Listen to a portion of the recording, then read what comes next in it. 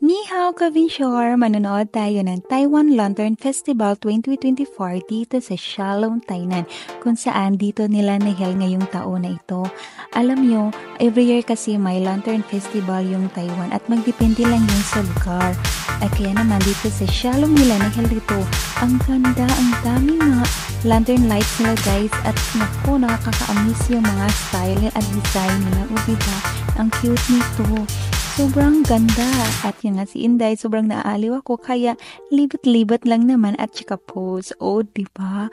Wow, so beautiful. Ang ganda. Ang ganda ng mga lights nila. Napaka-creative ng gumagawa nito. Oh, diba? Maamis ka. At ang daming tao nang pumunta kami dito.